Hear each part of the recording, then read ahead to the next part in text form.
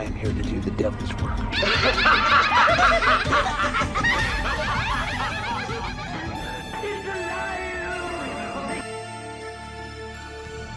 All right, so for today's top 10 list, I thought I would do something a little bit different. I've already talked about my top 10 vampire, werewolf, and zombie movies, but instead of doing another horror subgenre about some type of monster, I thought I would do something a little bit different and talk about top 10 horror movies that take place on Halloween itself, other than the Halloween franchise.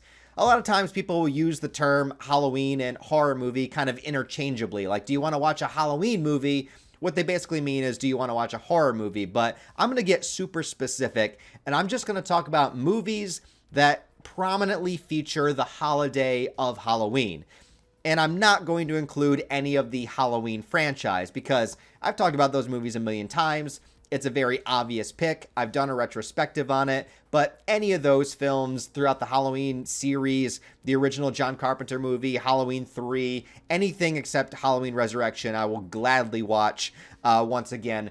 But we're not going to include any of those because it's too easy. That's too damn easy. We're going to give you something a little bit different. So here are my top 10 horror movies that take place on or around Halloween itself. In the honorable mentions, I will put A Nightmare Before Christmas. Now, I don't really consider this to be a Halloween movie. I consider it to be a Christmas movie.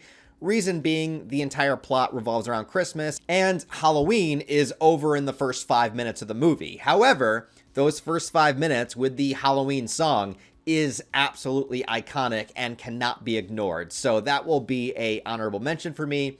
And I'm also going to say the movie Donnie Darko, which is not a horror movie. It's more of like a psychological teen angst, sort of film. And a major moment of the movie, pretty much the entire third act, takes place on Halloween, and the characters are dressed in Halloween costumes, and it fits into what the overall story arc of the movie is.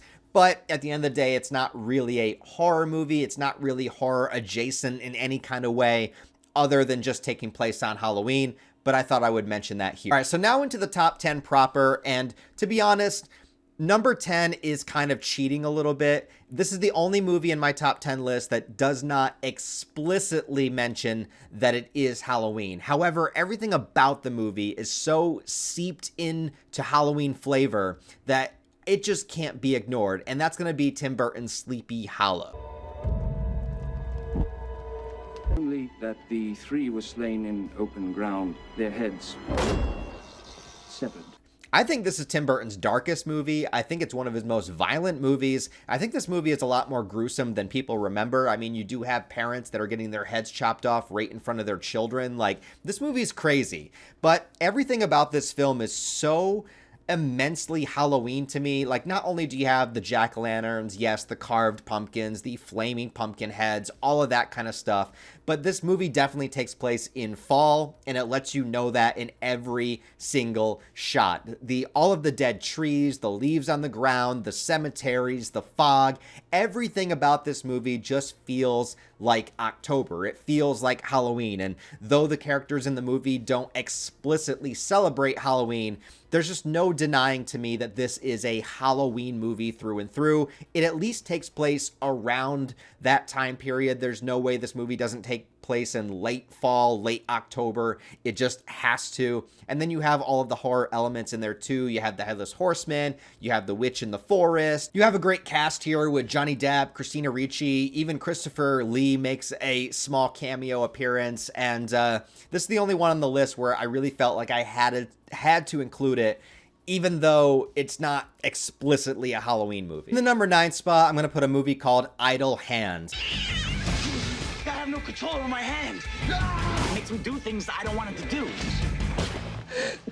Sorry about your bush. This is such a gem of the late 90s, early 2000s, man. This has Devon Sawa. His hand becomes possessed. His hand becomes evil. Starts to try to kill everybody. He's got zombified versions of his friends. You got Seth Green in there, Jessica Alba in here as well. But the entire film takes place around the time of Halloween and ultimately culminates at this Halloween school dance where everybody is dressed up in costumes and all the craziness happens.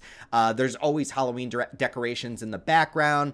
It's this sort of like horror comedy that hits this fine line of being like wacky and silly, but there also is kind of like seriously traumatic moments in the movie as well, but it's also insanely funny, and it really fits. Like, if you grew up in that era, if you grew up in any time of the late 90s, early 2000s, this is one of those definitive movies that I think really hits that vibe of what it was like, or what it was like to be a teenager around those times. Like, I don't know, there's something about this film.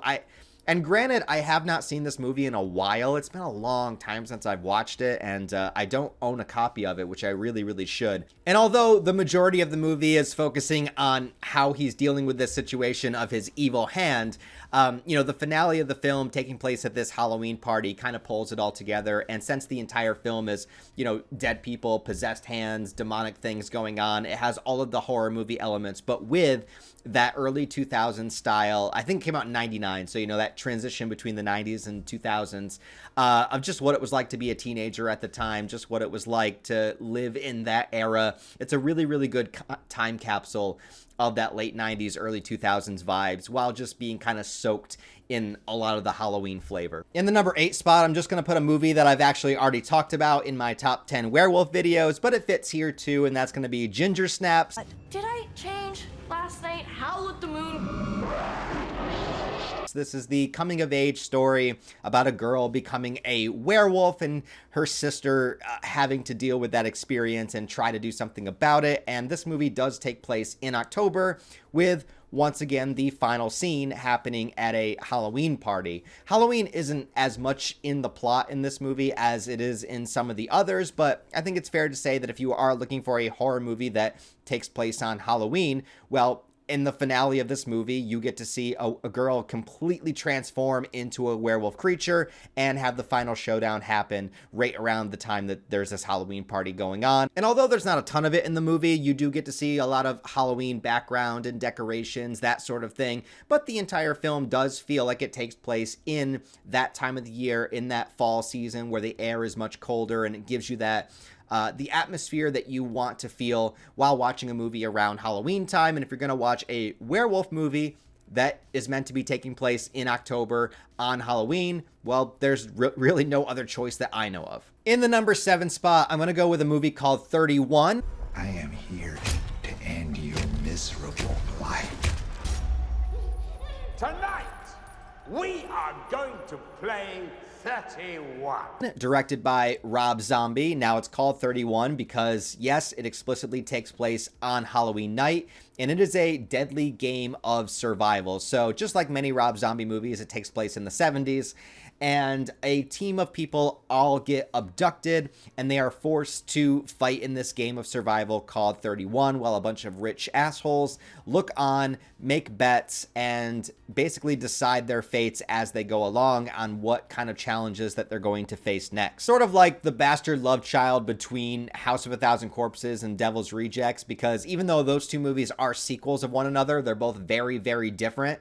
31 in tone kind of feels like it fits somewhere in the middle, because he does kind of continue with that gritty, more realistic take that he did in Devil's Rejects, but there's also a lot of wackiness going on. Like, there's 2 serial killers dressed like clowns. Stuff in this movie that is just purely out of the headspace of what you would see on a Rob Zombie album cover or art design or something like that. Like, it's very much just Rob Zombie unhinged, doing whatever he wants to. But I do think there are a lot of great things in this movie. Most particular, Richard Brake as a character called Doomhead, who is essentially this murderer for hire that comes and participates in the 31 challenges, and he is out of his goddamn mind in this movie, but in a very interesting, chaotic way. It is brutal, it is violent, it is over the top, but there is something that I really enjoy about it. And I know Rob Zombie movies can be hit or miss, and there's actually going to be another Rob Zombie movie on this list. For me, I do like a lot more of his original stuff. I'm not really a big fan of his Halloween movies or the god-awful The Munsters movie, but as far as his original movies go, those tend to be the ones that I like more.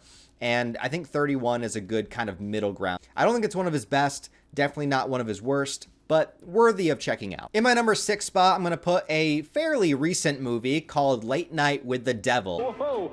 Now, as you know, here on Night Owls, we think it's very important to keep an open mind.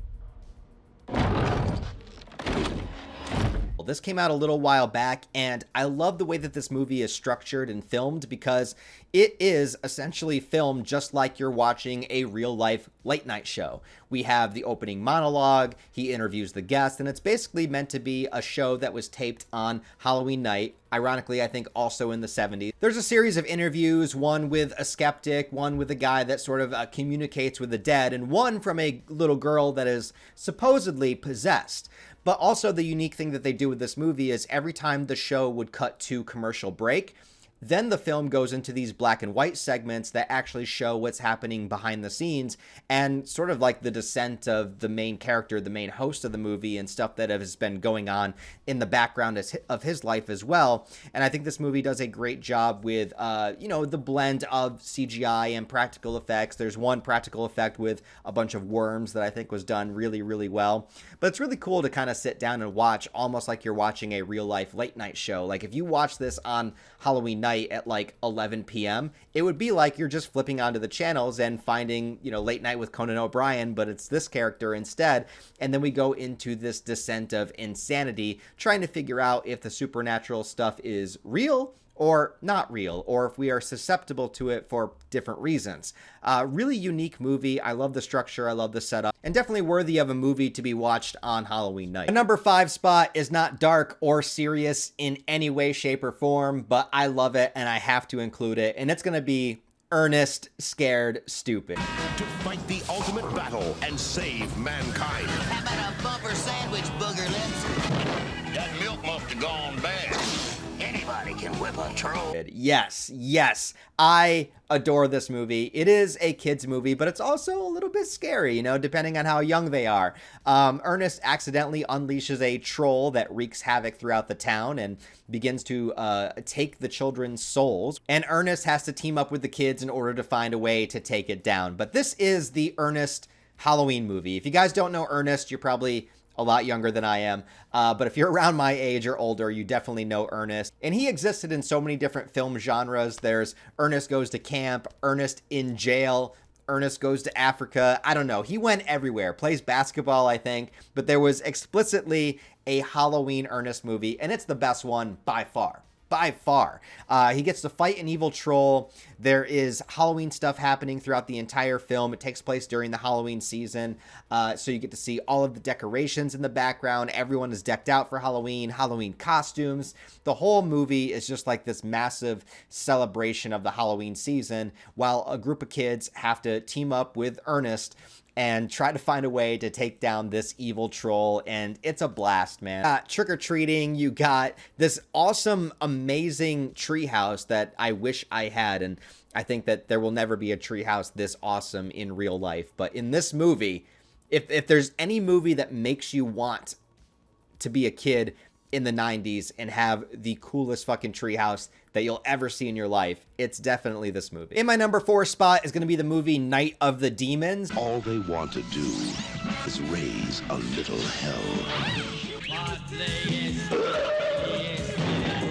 And if you're a big fan of the Evil Dead franchise like I am, this is definitely one to take out. It does take place at a Halloween party that a bunch of young people go to. Things are, again, decked out with decorations. You got trick-or-treating. You have all that kind of classic Halloween stuff going on. But then, of course, you have demonic rituals that causes demons to possess your body and becomes a fight for survival, very much in line with Evil Dead. A little bit different. It does have its own vibe. It does have its own style. It's not like a direct copy or anything, but it also really revels in the fact that this is taking place on Halloween night. It's the only time this ritual can happen, and with all the characters being in their costumes and having to deal with the situation happening specifically on that night. And it's also one of those movies that will really make you want to throw your own Halloween party. I mean, probably not one where demons possess all the guests, however, that could be fun in its own way, but just in general, watching the characters in this movie, it really makes me want to go to some crazy, spooky, abandoned house and just throw an all-time Halloween party. In my number 3 spot is going to be the other Rob Zombie Halloween movie, and that is, of course, House of a Thousand Corpses. You like blood, violence, freaks of nature? This can't be real. This can't be real. This can't be real. I've already said, Rob Zombie movies are hit and miss with people. Some people love them, some people hate them. House of a Thousand Corpses was his first movie. It's a simple premise, and really, even though in this one the main characters are the victims, it still kind of ends up being the Firefly family anyway. Like in Devil's Rejects, he specifically changed it so that the Firefly family are the main characters and we are following the killers. In House of a Thousand Corpses, it feels like he's consistently wanting to do that, but then continuously falls back into being like, oh yeah, the main characters are the kids, are the victims. Oh yeah, we got to get back to them.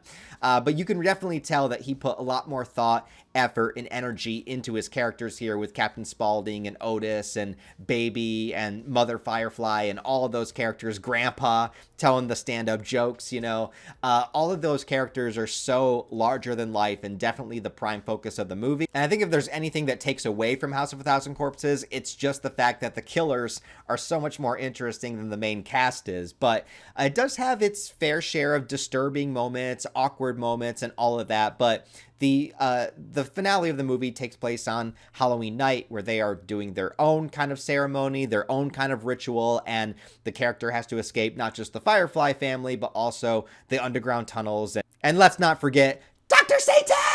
Dr. Satan! Ah, Dr. Satan! Who mysteriously disappears in Devil's Rejects, unless you look at the deleted scenes, in which case he kills Rosario Dawson.